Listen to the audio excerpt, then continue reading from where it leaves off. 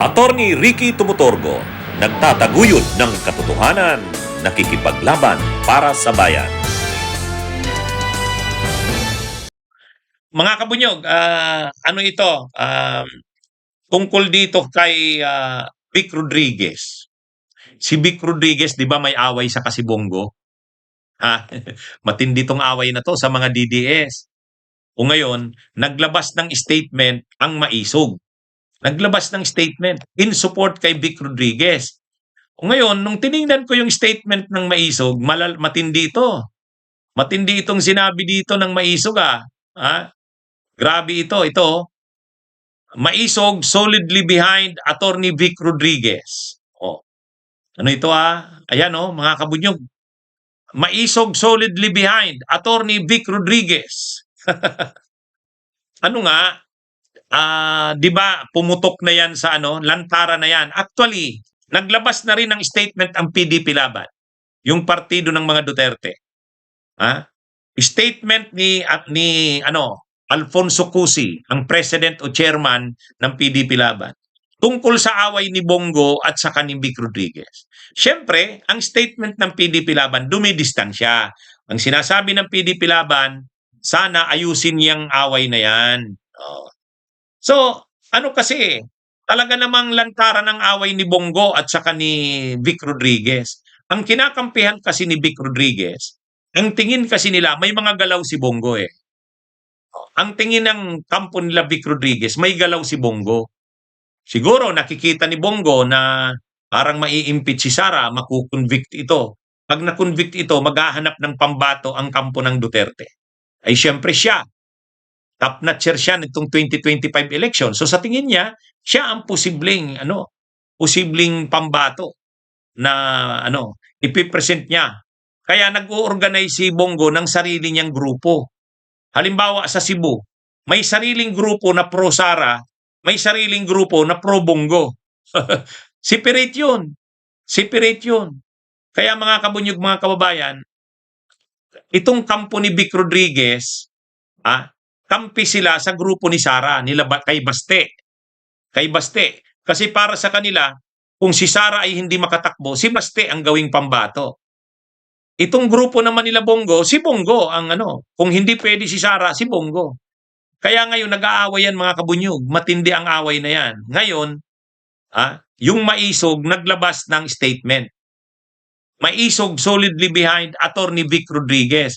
Ngayon, ang nakakuha sa akin ng atensyon dito, yung sinabi ng Maisog na matindi ang patama kay Bongo. Matindi ang patama kay Bongo dito. Ipakita ko sa inyo, mga kabunyo. Sabi dito, mayroon ditong line. Ayan. Sabi dito, make no mistake about it. Hakbang nagmaisog stand solidly behind Attorney Vic Rodriguez, especially in anticipation of an escalated demolition job against him in the coming days. Yan Ngayon, ano ang mga ni-raise na issue ng Maisog or ni Attorney Vic Rodriguez?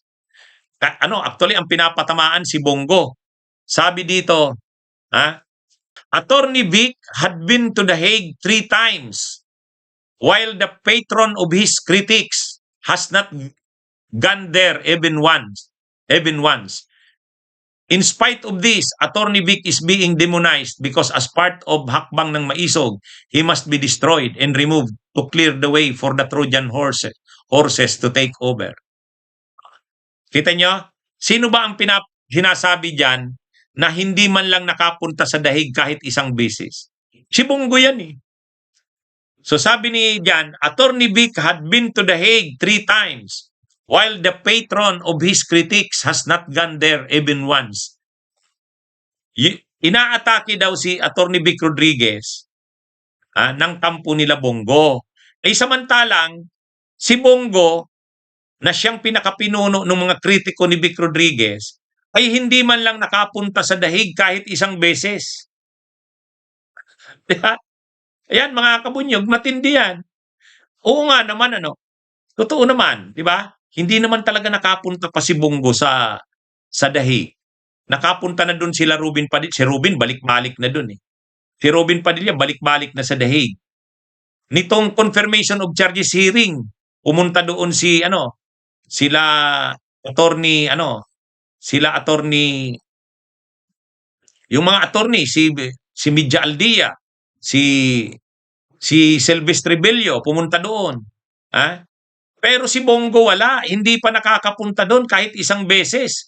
Mula nang makulong din si Duterte, hindi pa nakakapunta si Bongo. Kaya yan yung patama ni Vic Rodriguez dito sa statement ng Maisog.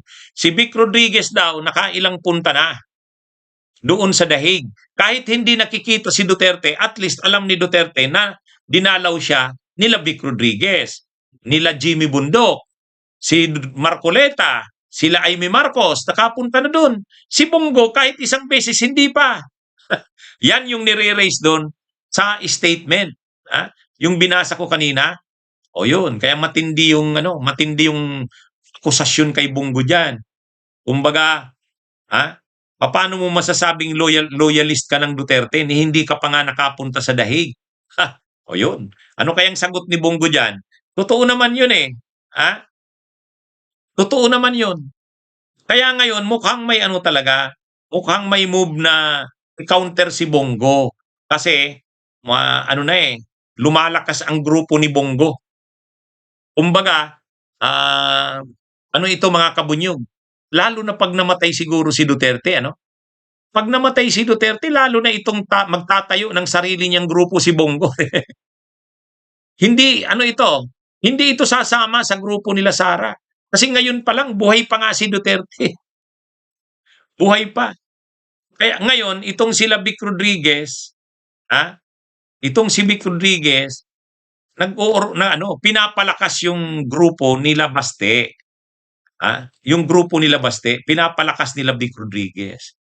Ay ito namang grupo ni Bongo, pinapalakas si Bongo. Nararamdaman niya nung mga loyalista ng Duterte na mukhang si Bongo may ibang grupong pinapalakas. Kumbaga, ginagamit pa ng grupo ni Bongo yung Duterte, parang sa kanila, Tatay Digong. Kay Digong sila loyal, hindi kila Baste, hindi kila Sara.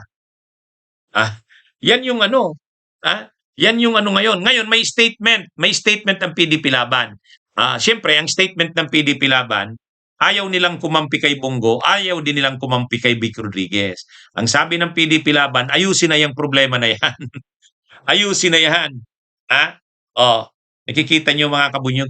Pero yung statement kasi ng Maisog talaga, matapang. Binibira talaga si Bongo. At kung titingnan natin yung statement, sabi ng Maisog, nasa likod, suportado nila si Vic Rodriguez. Kumbaga, kung may away, si Bongo at si Vic Rodriguez, kay Vic Rodriguez sila. Ito ipakita ko sa inyo yung mga issues na nire-raise ng Maisog. Inisa-isa eh. Sinabi dito ng Maisog, bakit? Sa maraming issues tungkol kay Duterte, tungkol kay Kibuloy, nasaan si Bongo? Ito ito.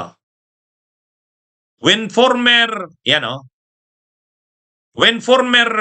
President Rodrigo Duterte first exposed the evils of the Marcos administration with hakbang ng Maisog in 2024, Attorney Vic was among the handful who courageously opposed the move to amend the Constitution and denounced the massive corruption. Together with Congressman Isidro Ungab, Attorney Vic petitioned the Supreme Court to declare the 2025 budget unconstitutional. Attorney Vic was the only candidate who challenged President Ferdinand Marcos Jr. to undergo a hair follicle drug test during the 2025 elections.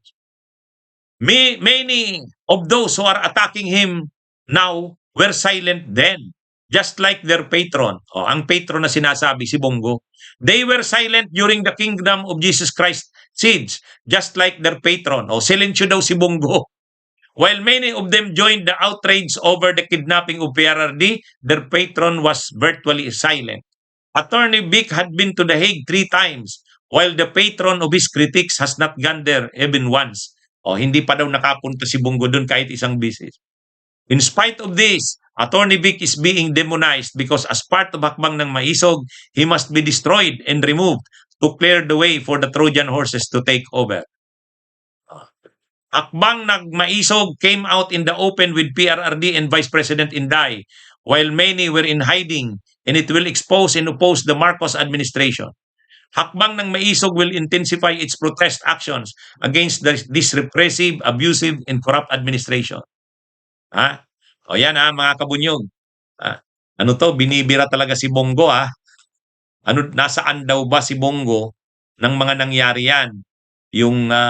Yung seeds ng KOJC, yung hanggang ngayon hindi pa nakakabisita si Bongo sa The Hague. O yan, mga kabunyog, mga kababayan. Ngayon, naglabas na ng statement ang PDP Laban tungkol diyan. Gusto ng PDP Laban itigil na kasi syempre lumalabas na eh. Lantaran na talaga 'yan. Oh, sagutan dito, sagutan doon. Ha? Anyway, abangan natin mga kabunyog, mga kabayan. Okay, magandang araw sa inyong lahat mga kabunyog. Mabuhay po tayo.